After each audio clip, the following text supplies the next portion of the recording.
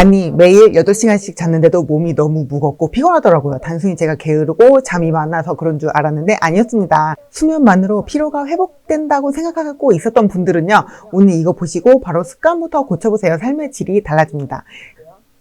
결론부터 말씀드릴게요. 우리가 보통 바쁜 일상으로 인해서 불균형한 식사, 고당분 음식, 가공식품, 좋지 않은 식습관을 가지게 되는데 이들은 고칼로리의 영양소가 불균형하거든요. 그래서 과도한 당분과 정제된 탄수화물 섭취를 하게 되고 이런 것들은 혈당 변동을 일으켜 피로감을 유발할 수밖에 없어요.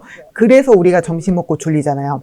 뿐만 아니라 가공식품 같은 경우는 패스트푸드, 과자, 탄수화물 정말 영양가가 낮고 불필요한 당과 지방 섭취가 많아서 영양소가 부족하거든요. 비타민, 미네랄 결핍, 단백질 부족 등을 유발하기 때문에 이것 때문에도 피로감이 증가해요. 그래서 몸에 좋은 음식을 충분히 섭취하는 게 매우 중요한데 만성 피로에 도움이 되는 오메가3 지방산이 있는 생선, 견과류 등을 추가로 섭취하면 더 좋고요. 오메가3 지방산, 특히 EPA 보충은 만성피로 증후군 환자들의 증상 개선에 도움을 준다는 연구 결과가 있거든요. 염증이 피로의 주요 원인 중 하나이고 오메가3가 이 여항염증 효과를 통해서 피로를 줄일 수 있다고 했어요.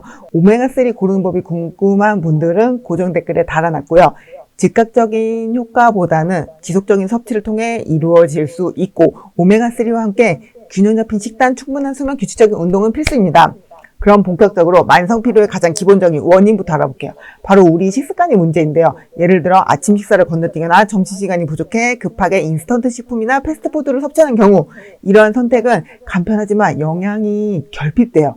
그래서 우리 몸에 필수 영양소가 충분히 공급되지 않아서 체내 에너지원이 고갈돼서 신진대사가 저하되는 원인으로 작용하기 때문에 이러한 고칼로리 저영양 식사의 특징은 과도한 당분으로 인해서 혈당이 급격히 올라가다가 떨어지는 현상이 반복돼서 만성 피로를 유발하고 이런 과도한 설탕 섭취가 장내 유해균 증식을 촉진해서 장 기능을 저하시키고 만성 피로를 유발하고 또 정제된 탄수화물이 흰 밀가루나 백미 같은 경우 혈당을 빠르게 상승시켜서 피로감을 유발하고 가공식품과 같은 첨가물도 아시죠? 과자, 음료수, 햄, 라면 등 이런 첨가물이 몸에 독소로 작용해서 피로감을 증가하거든요. 그래서 우리가 이렇게 손쉽게 먹을 수 있는 음식들로 인해 피로를 유발할 수 있습니다. 그럼 만성 피로를 극복하기 위해 우리가 할 수 있는 제일 기본적인 첫 번째 단계가 바로 식습관을 바꾸는 건데요.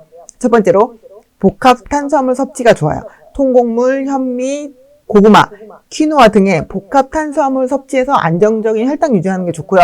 기본적이지만 균형 잡힌 식단으로 단백질, 건강한 지방, 채소, 과일을 추천드려요. 단백질이 풍부한 식품은 닭고기, 생선, 두부, 콩 같이 이런 류의 식품을 식단에 포함시키고요. 단백질이 근육을 보호하고 신진대사를 촉진하는 데 중요한 역할을 해서 이를 충분히 섭취를 하면 피로회복에 도움을 주고 그리고 건강한 지방도 중요한데요. 예를 들어서 올리브유, 아보카도, 견과류 등도 잊지 말고 식단에 포함시키고요. 이러한 지방이 심장 건강에도 좋고 에너지를 오랜 시간 동안 공급해 주거든요. 그리고 과일과 채소는 비타민, 미네랄, 항산화 물질이 풍부해서 면역력을 강화시키고 피로를 줄여주는데 중요한 역할을 하고 또한 수분 섭취, 하루에 7잔에서 8잔의 물을 마셔서 충분한 수분을 보충하도록 합니다. 물은 우리 몸의 모든 기능에 필수적이라서 탈수를 방지하고 에너지를 유지하는 데 도움을 주고요. 하루 최소 8컵 정도의 물을 마시는 것을 목표로 해서 카페인이나 당분이 많은 음료는 피하는 게 좋아요. 그리고 장 건강을 위해 프로바이오틱스가 풍부한 식품을 섭취하는 것도 좋고 마지막으로 규칙적인 식사 시간이 중요합니다. 식사를 만약에 못할 때는 아몬드나 요거트 같은 영양가가 높고 쉽게 섭취할 수 있는 간식을 드셔주시면 됩니다. 그럼 일상생활에서 피로를 관리하는 방법 무엇일까요? 말해 뭐해지만 규칙적인 운동이 필요합니다. 운동은 신체 혈액순환을 촉진하고 에너지를 증가시켜서 피로감을 줄이는 데 도움이 되고요.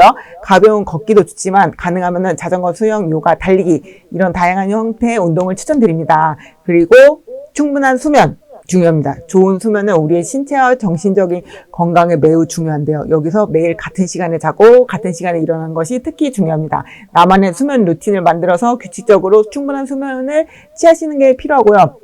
잠자기 전에 스마트폰, 컴퓨터, 전자기기 사용 줄이시고 독서, 명상 추천드려요.